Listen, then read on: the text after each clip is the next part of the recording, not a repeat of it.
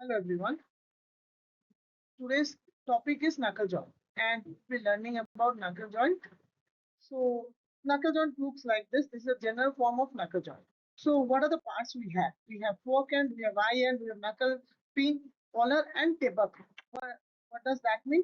With the two heads means the fork end or double eye end, and the one eye or the one hole means that one eye end, and the pin which connects the both eye end and fork end or double eye end in a assembly that is locked by a collar which is further locked by a taper pin.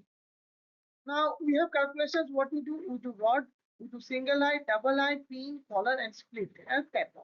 But the first thing is that we mainly do the calculation for the first three things.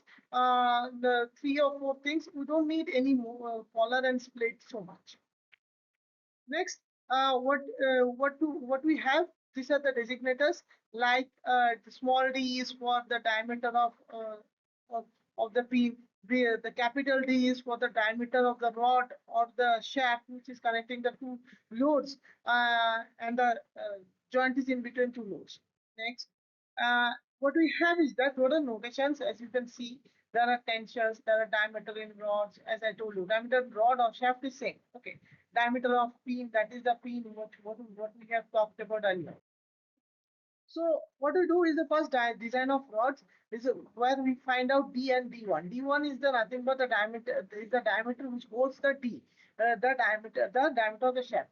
So since the rod or the shaft takes tensile load. That's why we will be calculating through tensile load. So what is the tensile load? So sigma t is equals to force by area. So we know about the area. What is pi by 4 d square? D is nothing but the capital D square.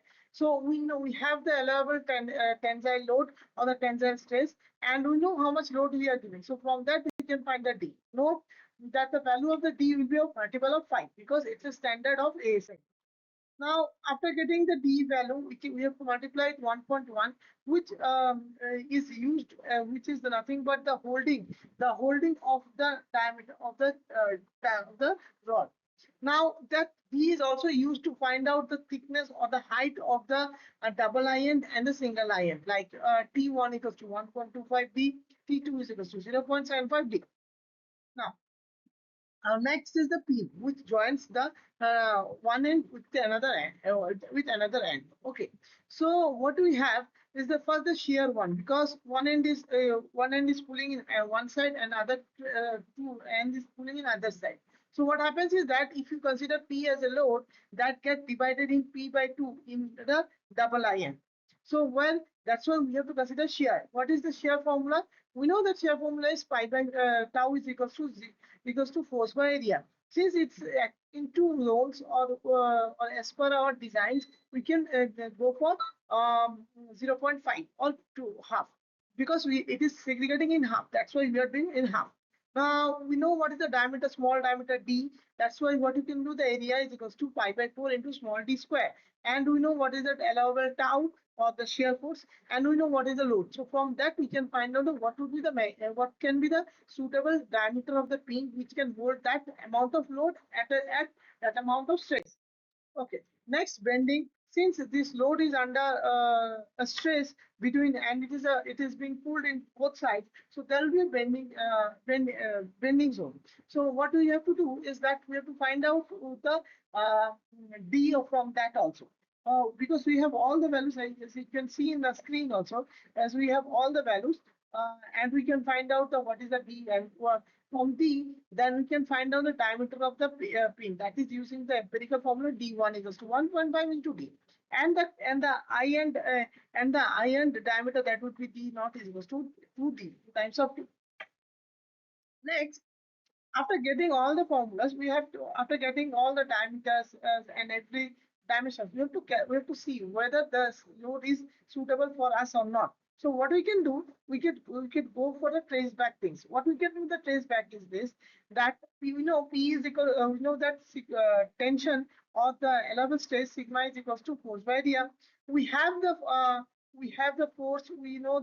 Uh, mm, we know the what is the dimension D naught D and as well as T. as well as know what is not of the P. So from that we'll find that sigma T, and we'll see that it is more than our allowable tensile load or not. If it's more than above our tensile load, then it's unsafe. It is less than our allowable tensile load, then it is safe. Similarly, for shear. So the thing is that for shear we have to divide by 2. Why? Then after we multiply, because there is a two end shears, as you can see, one and one in the another side, 2, and it is dividing by half. That's what we have done, half. So what happens is that the formula comes happens to be the same like tensile only. So what happens is that from there also we find out the shear force and allowable shear stress, and then we compare with our allowable one. If it is more than that, we reject the design. If it's less than that, our design is safe to go. Next is the crushing. What happens is that in crushing also we see for this one, sigma c or sigma c is equals to force by area. Force by area is nothing but d by t. That is this zone, and d by t1, and we from there also we find out c sigma c, and we see that whether it is more than the allowable stress or not. Again, we check for the 4 can also same. The difference is that in place of T1, we get replaced by T2. This is the simplest way to do it. Okay, for the tensile load, and as we have discussed earlier, that the shear force is same like the tensile load. So what happens is that you can apply the same one. Now, these are the applications. As you can see, this is a rail. These are coaches are being connected, and as well as connected for to transfer motion between two coaches of trains. As well as it is used in our chains, as well as it is in cars. So it is also used in our transmissions of immediate intermediate transmission elements. So there are lots of.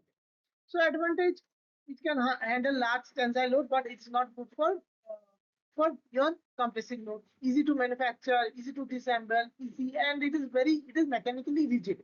Okay, or you can say mechanically it is very effective. Disadvantage, it cannot, as I discussed, it is cannot take compressive load, and it has the angular load what it can take, or the angular moment what it can take. It is has some restrictions. It cannot take so much angular. It has some restrictions like it can go not more than 270 degrees. There are some where it can go near about 360 to 360, 360 to 0, but that depends. Okay, and it's not a flexible one, so it cannot be considered as universal joint. Fine. This is what about knuckle joint, and I'll see you in the next topic. Have a nice day.